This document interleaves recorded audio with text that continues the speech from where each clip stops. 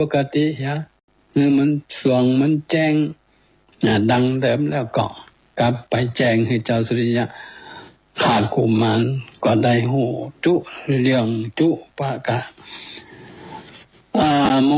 เสนาอามาต่างก็ดีใจเนาะโห่ร้องกันตัวป่าตัวดง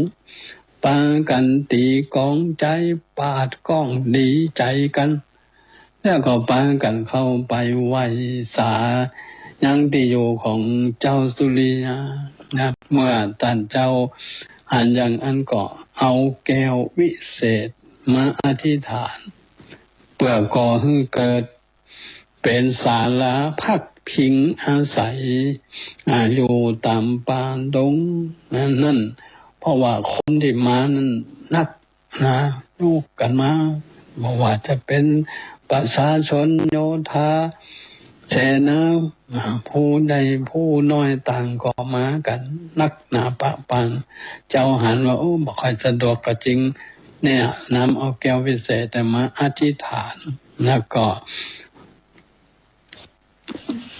เกิดมีศาลาเป็นที่พักพิงคือได้รับความสะดวกสบายทั่วหน้ากันเนาะ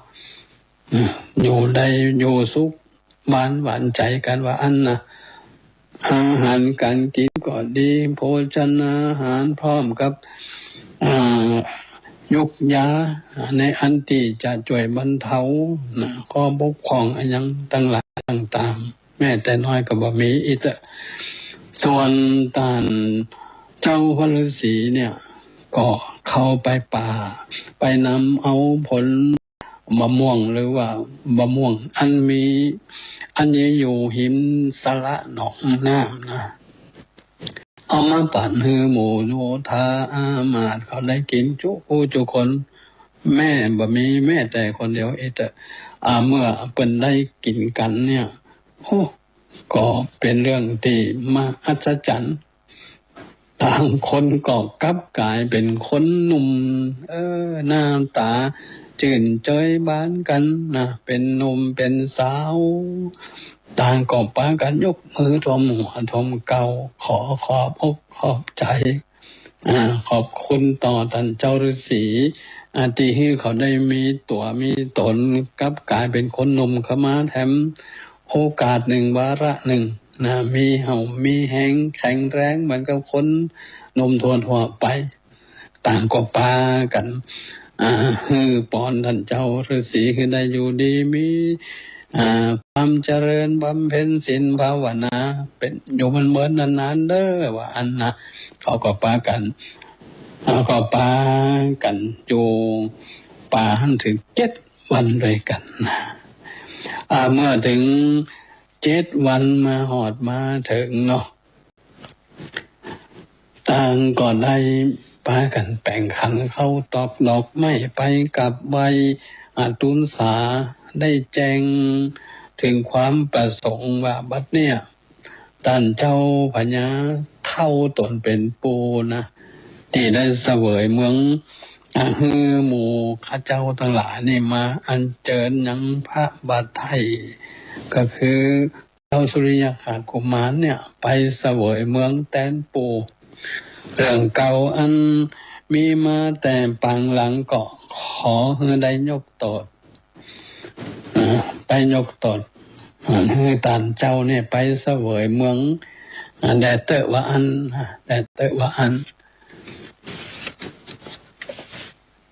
เจ้าสุริยะขาด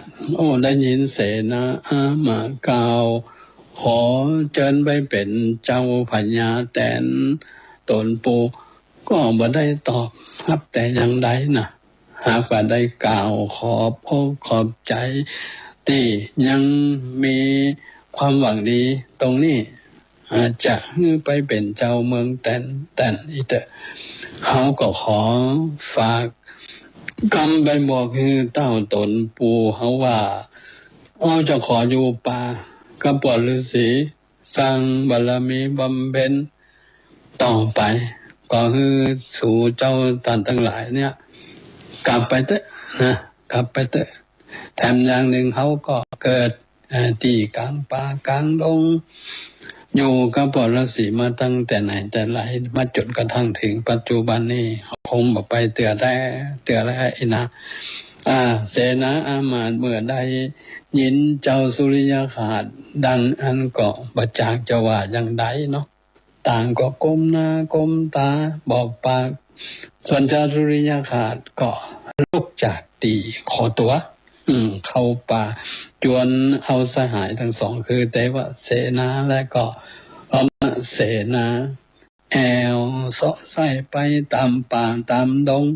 ปล่อยให้เสนาอามาตย์ขึ้นอยู่ตั้งหลังหันส่วนเสนาอามาตย์ก็มาขึ้นตันใจอยู่ขึ้นตันใจอยู่บ่น้อยก็จึงปากันกราบไหว้ตันเจ้าฤาษีตันเจ้าฤาษีก็รับว่าว่าเป็นยังจะไปก่อยอูก่อยจ้าให้ก็แล้วกันเมื่อโอกาสเวลาของเจ้าสุริยคราสกุมารได้มาทำหน้าที่ในกิจวัตรหรือวัดประจำที่ทำอยู่เช่นว่ามาตักน้ำมาดอกไม้ธูปเทียนมาอุปถากดูแลท่านเจ้าฤาษีอย่างอันท่านเจ้าฤาษีท่านก็เลยถือโอกาสปากตันเจียนจ๋าโลมเล่ากับเจ้าสุริยคราสถึงเรื่องที่เสนาอามาตย์กับแม่ของเจ้าเนี่ยมาหาก็ให้เจ้ากลับไปสู่เมืองสู่บ้านเป็นปัญญาแตนบ้านแตนเมืองก็ขออย่าได้เกิดกำเบาเอากำสั่นพอไปไกลๆจากนั้นท่านก็เปรียบอุปมาดุจดังว่าพระจันทร์เนี่ยเอามาเปรียบว่าพระจันทร์หรือดวงจันทร์เนี่ยใสส่องลงมาสู่โลกเนี่ยมันงามใดก็เพราะว่ามีดาวดวงน้อยดวงใหญ่มาร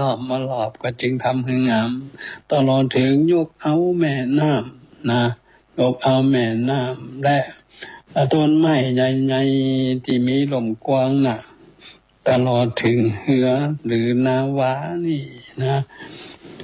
ใครได้ไปพักพิงอาศัยก็ได้ใจตรงนั้นก็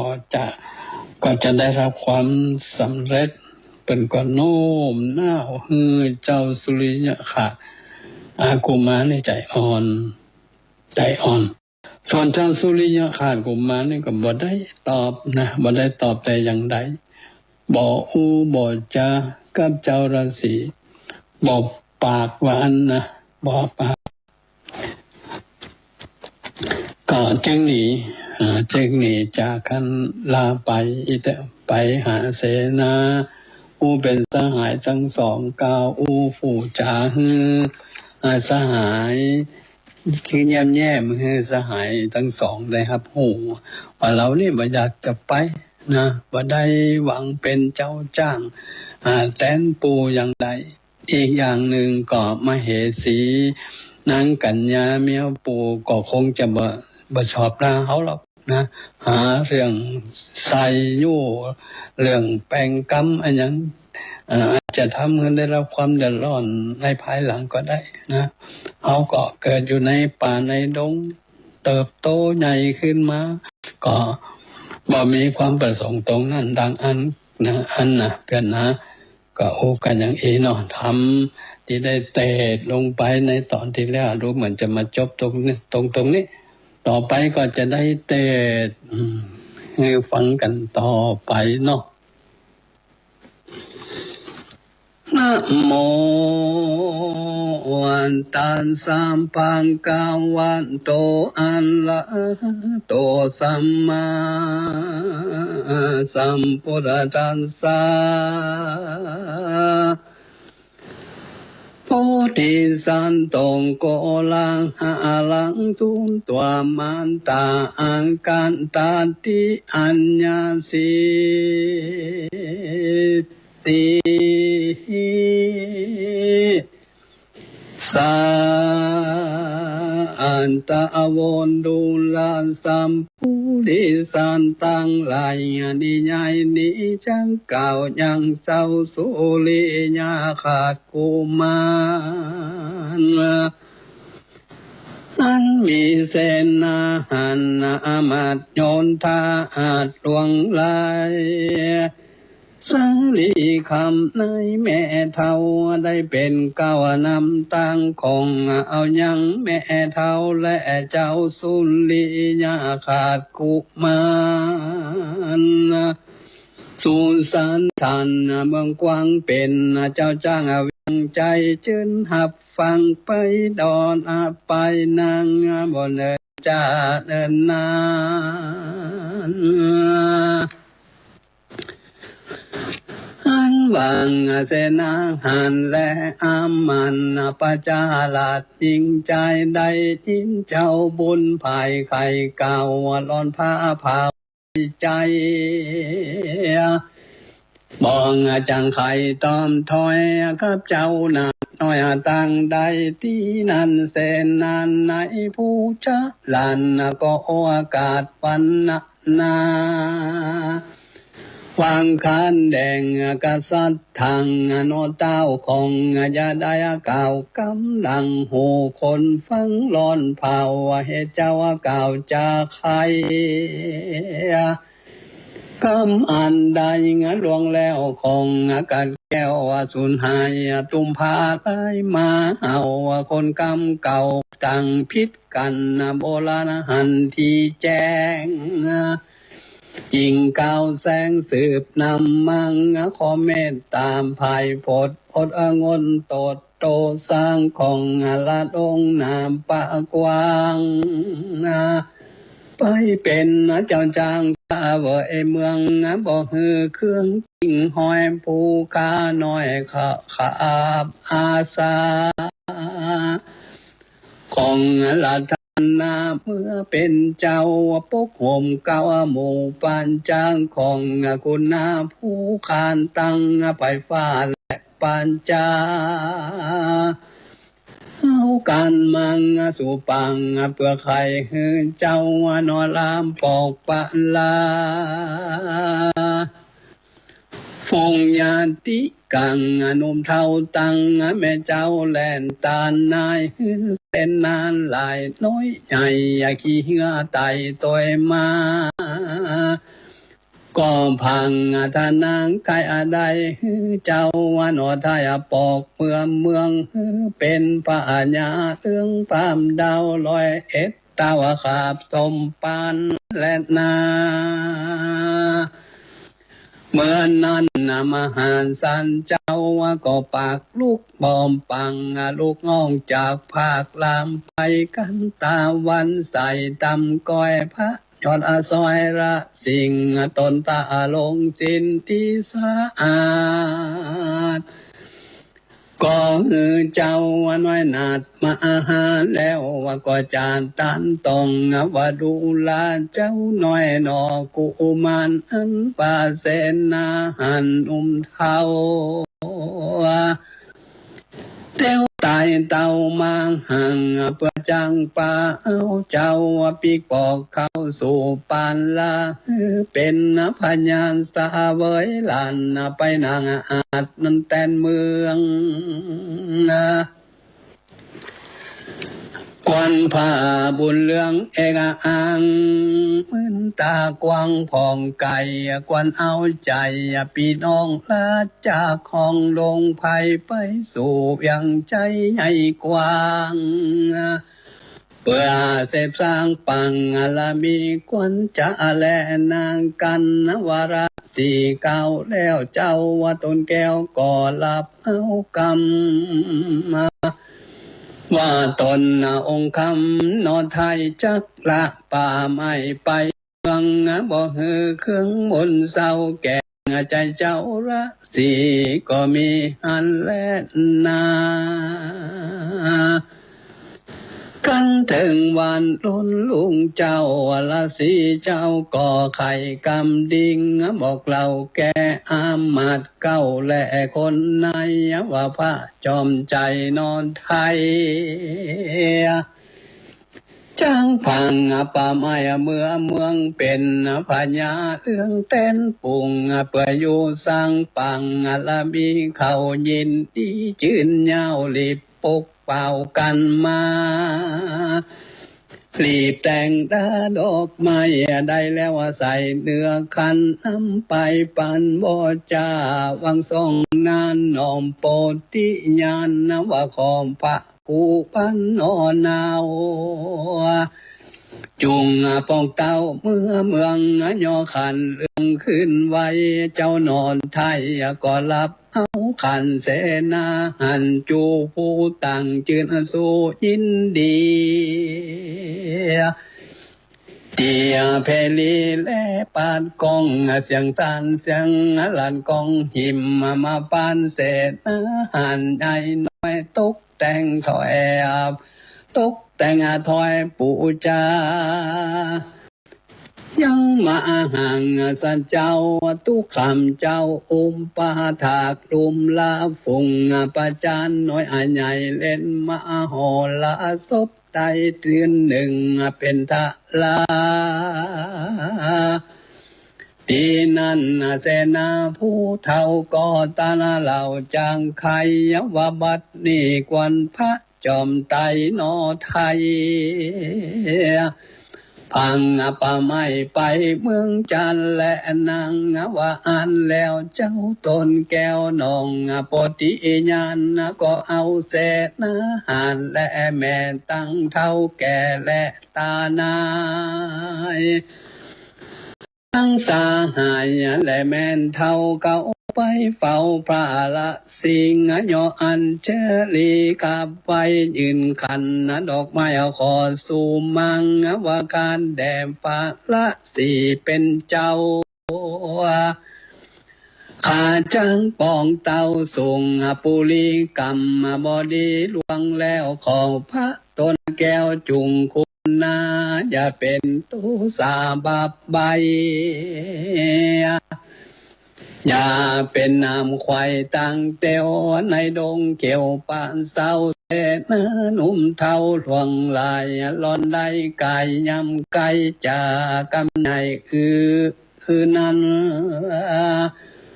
ขอปงปันมุดตนขอภายโพดจูอันอย่าหือเป็นบาปตันจักจองเข้าสู่ห้องอาเวจริงแดเตว่าอันตีนันเจ้าละสี่ตนองค์อันก็ปงปันขาดจูอัน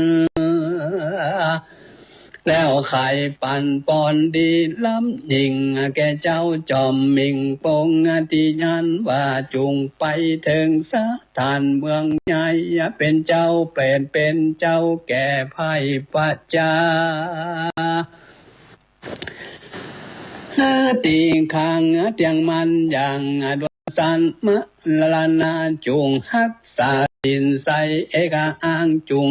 มันสร้างตั้งบุญจักเป็นกุลตอนเต้าปันได้เข้าสู่แดดละปันแดดเตอะเมื่อนั้นปงที่สันตนพันเต้าตั้งนางนอนเอามันดาตั้งไอยากาแม่เท่าอินทรงเศร้านักนาเหตุจากกระปัดพังนิเสียนจากกระสีตั้งดงลิงป่าไม้จริงลองให้เก่าเจียนจาว่าการแดมปาละเสียเป็นเจ้าข้าแม่ลูกเต้าจักขอลาละดงนางป่าไม้ละเจ้าแก่นไทยระสีไปสู่ปุรีเมืองใหญ่ขอเจ้าตันไทยจุงอยู่ตีคา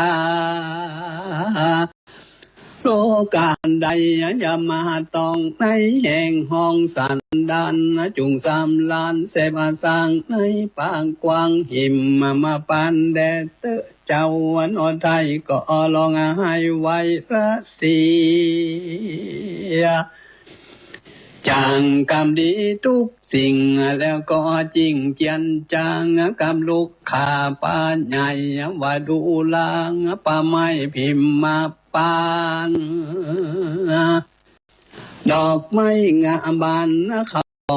มีตัวห้องลุงนางดูงามตาทุกสิ่งดอกไม้ยิ่งเฟยปง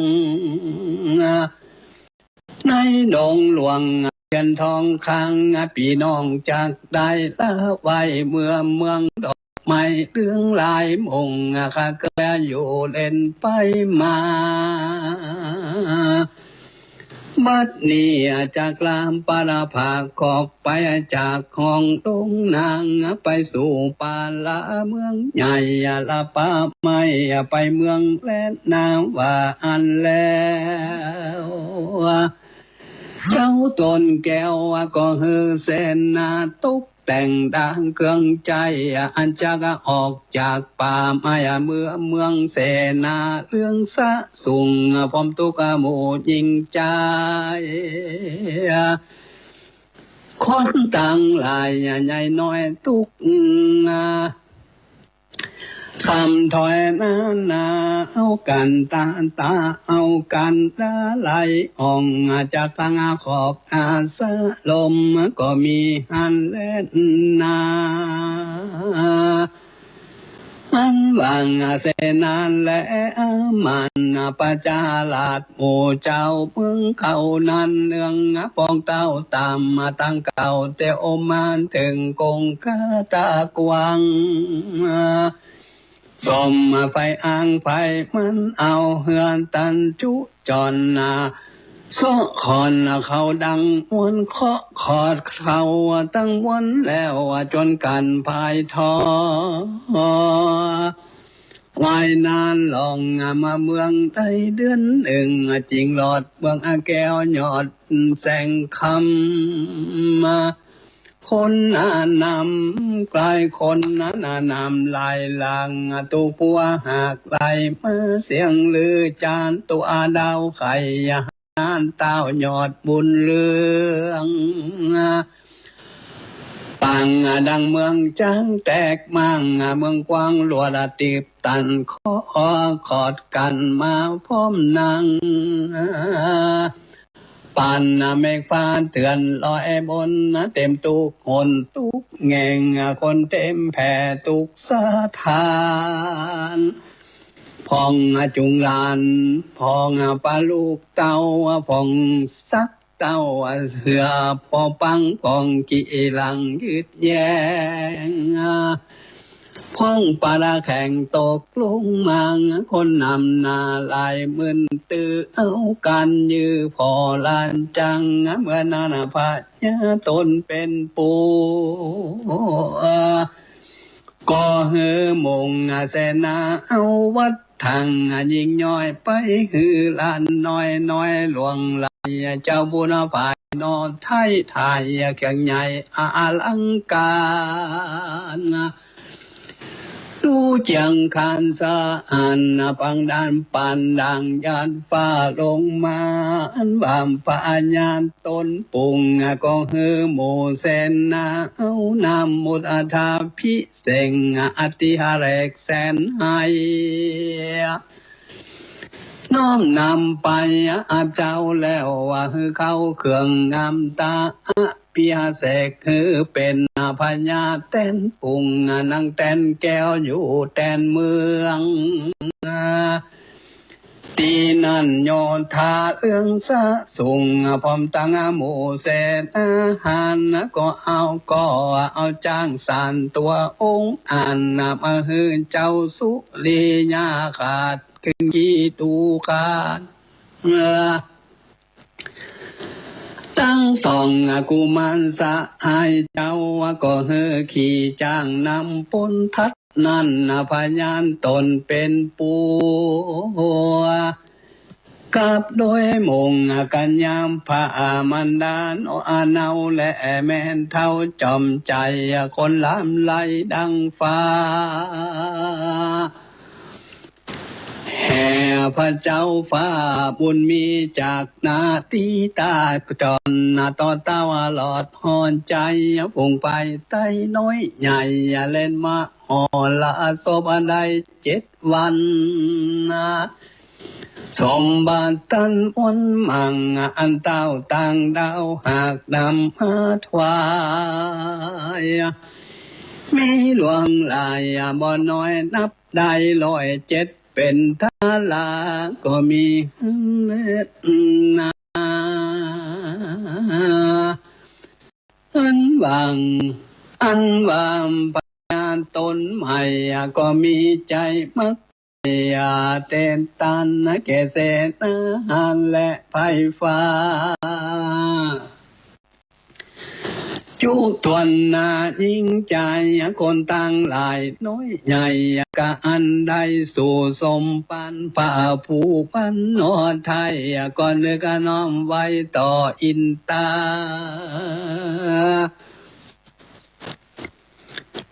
เอาหน่อยคำมาแล้วจังเขาของหลังเขาของหลังเรือนตาของนานมีทุกสิ่งเป็นของยิ่งเรือประมาณ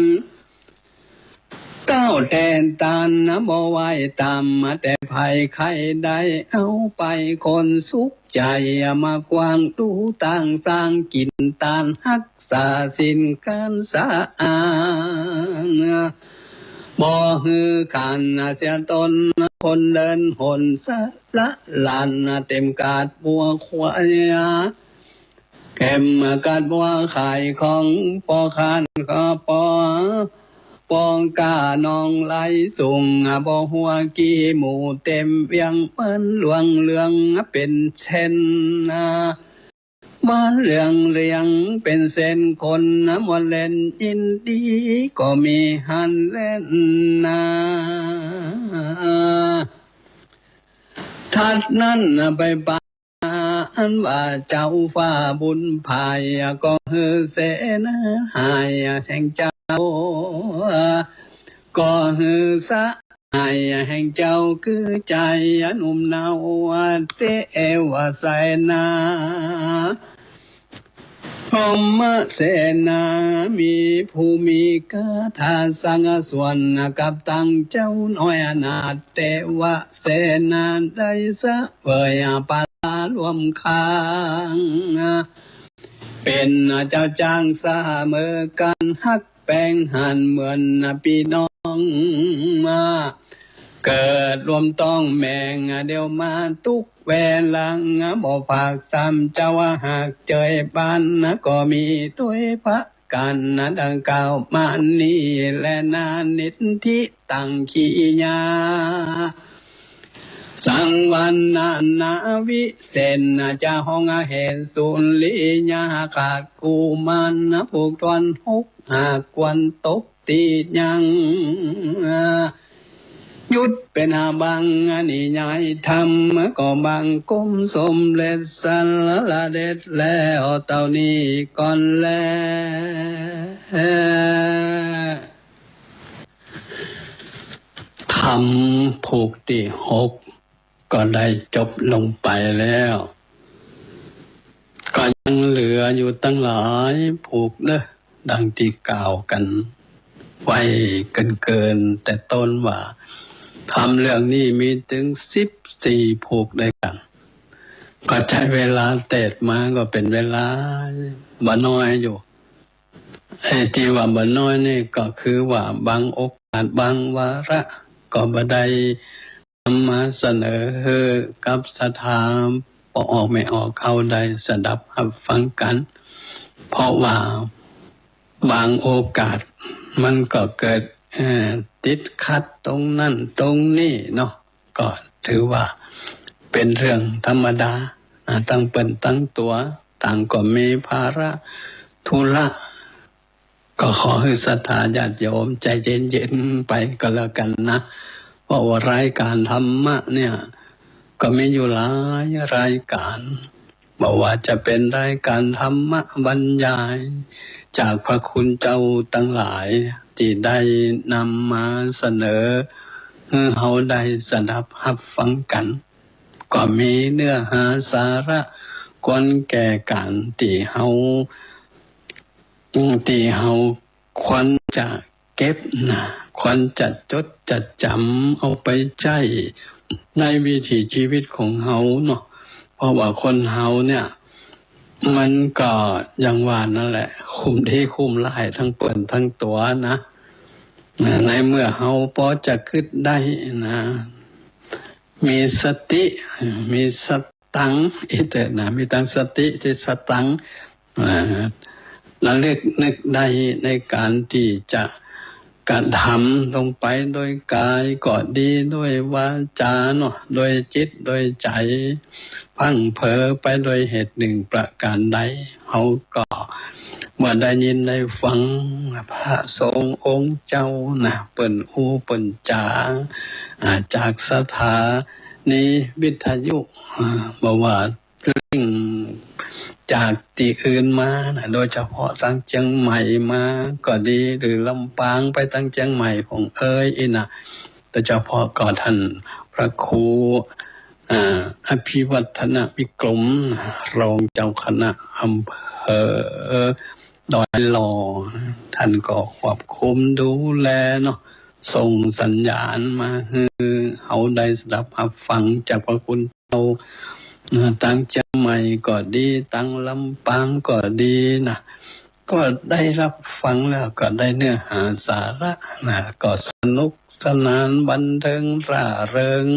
อยู่ในเนื้อหาสาระของธรรมะนั้นนะสุดแต่ว่าตรงไหนอย่างใดเนาะใครจะชอบจะ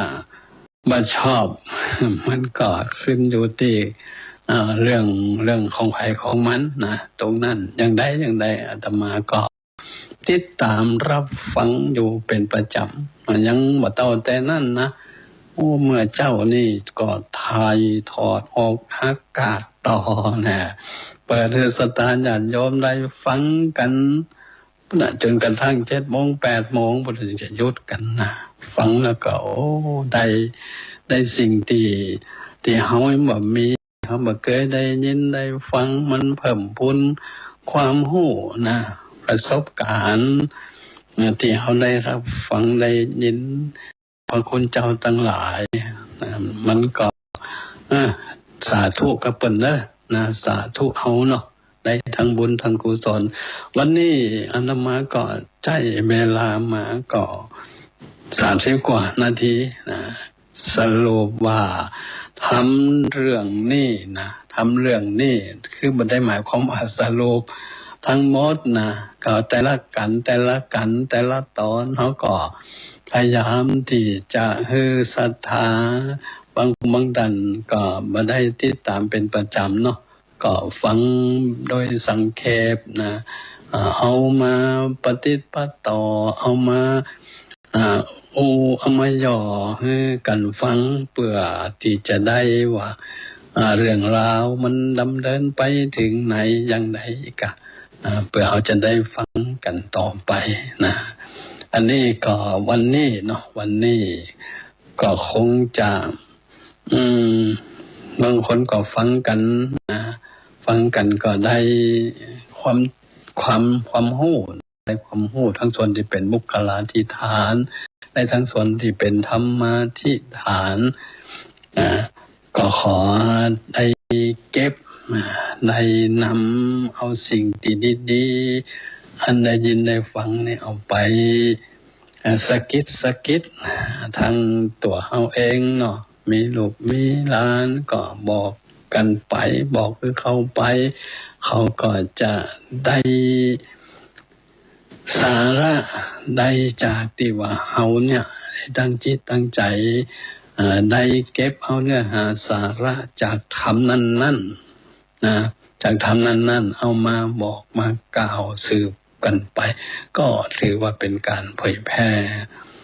พระพุทธศาสนาหรือพระธรรมคำสอนขององค์สมเด็จพระสัมมาสัมพุทธเจ้าเนาะเขาจะยังได้ก็ตามนะก็ยังที่หลายผู้หลายท่านหลายพระคุณเจ้าเปิ่นได้บอกได้กล่าวไปแล้วนะ เราได้ยินได้ฟังเขาจะตั้งใจก็มาตั้งใจเมื่อได้ยินเอาบอกไปบอกมันปุณณบุญนังเนี่ยมันก็จะทำให้เกิดการซึมซับซึมซับมันลองหอนก็ไปหาในครั้งที่เขาเป็นเด็กเด็กละอ่อนเนี่ยนะ8 ขวบ 9 ขวบก็ยังภาษีภาษายังตอนใดเนาะคนตะกอนยังรุ่นอาตมานี่นะรุ่น90นี่โอ้จะเห็นหนังสือได้ก็เข้าหาอยู่มันนั่นนี่ละอนุบนุบาลเนี่ยถามหานะก็มีเลยนะบ่ได้ห้ามได้เห็นยังก็เปิ่นดิบเปิ่นที่ต่อได้นะถ้ามาเข้าวัดนี่ก็มาฮู้จะเป็นอะไรอย่างไปเนาะเดมบ่ได้เป็นว่าเป็นควายบ่ละหมู่เนาะก็จังไหนก็ตามก็ถือว่าคือภาพบวกให้กับตนเองก็เป็นโจกดีอยู่นะก่อนนั่นมันก็คิดภาพลบพ้องแต่ว่าตอนหลังๆมานี่ก่อนคิดว่ามันเป็นโจกเป็นลาภมาคิดบวกให้กับตนเองมันก็จะทำให้ก่อเกิดกำลังใจเห็นหู้ศึกษาฟังไปนะสิ่งใดที่เฮาบ่ฮู้เฮาก็จะได้ฮู้ตรงนั้นนะสิ่งใดที่มันยังบ่มากบรรลายหรือว่าฮู้แล้วมันก็จะได้เพิ่มพูนไปนะก็จะได้เพิ่มพูนไปพอจะเป็นแนวทางคือเฮาได้สะสมเนาะได้สติได้ปัญญาอย่างไปฟังไปแต่ธรรมะคำสอนขององค์สมเด็จสัมมาสัมพุทธเจ้าบอกว่าจะเป็นในรูปลักษณ์ไหนนะแบบปุคลาธิฐานเป็นนิยมนิยายแต่ก็เป็นเรื่องราวอดีตชาติขององค์สมเด็จพระสัมมาสัมพุทธเจ้าถ้าหากว่าพระองค์เป็นบันไดมีกระบวนการสร้างความดีมาตั้งแต่ต้นแต่หลังนับอาสงไขยเพิ่นว่านับอาสงไขยคือเหลือที่จะนับเขาก็คงจะบ่ได้ล้อมละเล็กนึกถึงหรือกราบลงแต่ละครั้งละคราวพุทโธเมนะโธธัมโมสังโฆเมนะโธกันจนกระทั่งมาจุมาจอดมาหลอดมาถึงเนาะมาถึงเวลานี้เป็นอายุของพุทธศาสนาถึง 2,567 ปีนะในวันนี้ก็ยังมาสรุปเถอะนะสรุปที่เต็ดไปนะเอาไปฟังกันในผูกต่อไปแล้วก็จะสรุปในผูกที่6คือฟังกันพอจะกรอนิดๆหน่อยๆนะเพื่อจะปฏิปต่อกันต่อไปจะอันบุญกุศลอันเกิดขึ้นจากการสดับรับฟังพระธรรมเทศนาเรื่องสุริยคราสสุริยคราสกุมาร สำหรับวันนี้ก็คงจะขอยุติขอบุญกุศลอันเกิดขึ้นจากการที่ปล่อยแม่ทั้งหลายเนาะศรัทธาพอออกไม่ออกเขาได้ตั้งจิตตั้งใจสดับรับฟังไปแล้วจบลงไปแล้วก็จงขอได้เป็นตบะปัจจัยหนุนนำคือมีความสุขความเจริญโดยคุณความดีที่ได้กระทำมาบอกว่าจะเป็นการให้ทานรักษาศีลภาวนาอบรมตัวอบรมตนความดีทั้งหลายทั้งปวงที่ได้กระทำล่วงแล้วมาหรือตั้งใจที่จะกระทำต่อไปในอนาคตการข้างหน้าก็ขอประมวลมือเป็นตบะปัจจัยหนุนนำเรามีสุขภาพพรรณนามัยแข็งแรงสุขภาพพรรณนามัยแข็งแรงปราศจากโรคภัยไข้เจ็บประกอบไปโดยอายุปีอายุเดือนอายุวันอายุยามไปใจเด้อปอน4ประการมีอายุก็ขอให้มีอายุมันยืนยาวเนาะวันนะก็ขอมีผิวพรรณวันนะเปล่งปลั่งสดใสสุขะก็มีความสุขกายสุขใจพละก็มีพละกำลังกายกำลังใจ ตลอดไปสิ้นกาล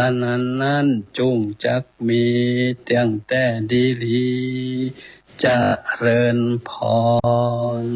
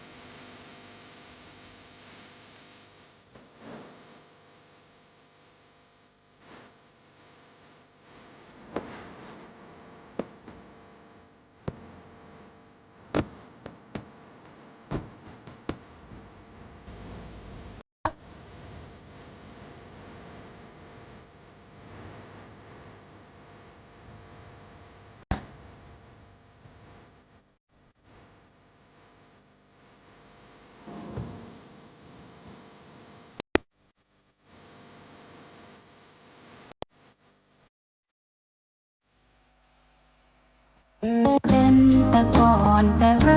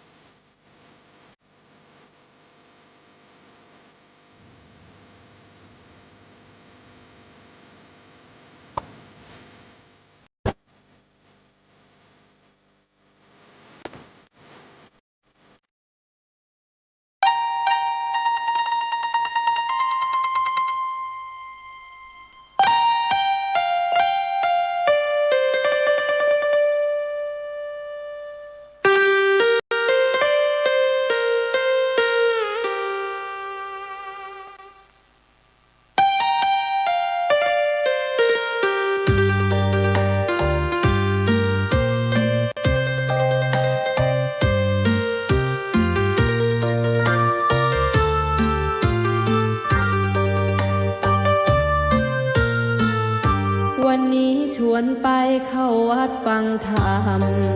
ศึกษาหลักธรรมทำตามคำพระท่านบอกเข้าวัดทางนี้ทำขอเชิญร่วมอนุโมทนาบุญใหญ่กับก้าวสำคัญของการเผยแพร่ธรรมะสู่ชุมชนสถานีวิทยุเครือข่ายคลื่นสีขาวเพื่อชาวประชาวัดบรรพตสถิตจังหวัดลำปางได้จะตั้งสถานีวิทยุคลื่น FM 106.50 เมกะเฮิรตซ์ณวัดบรรพตสถิตตำบลพระบาทอำเภอเมืองจังหวัดลำปางเพื่อเป็นกระบอกเสียงแห่งธรรมข่าวสารงานบุญและสนับสนุนกิจการคณะสงฆ์มาตั้งแต่วันที่ 1 มีนาคม 2569 บัดนี้ถึงเวลาอันเป็นมงคลขอเชิญร่วมงานทำบุญเปิดสถานีวิทยุวัดบรรพตสถิตและพิธีสามีจิกรรมสุมาคารวะสักเกล้าดำหัวครูบาอาจารย์พระนักเผยแผ่เครือข่ายคลื่นสีขาวประจำปี 2569 พบกันในวันเสาร์ที่ 25 เมษายน 2569 นี้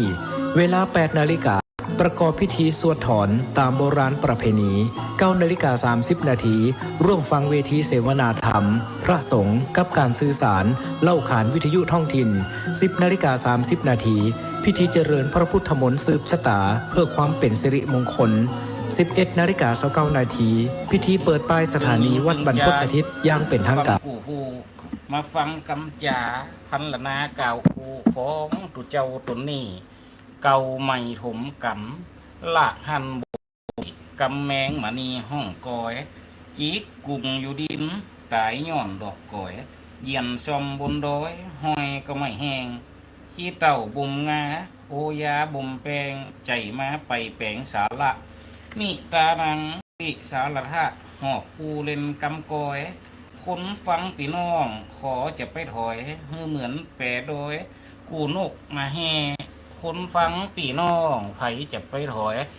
เหมือนแปรโดยกูนกมาแห่เจริญสุข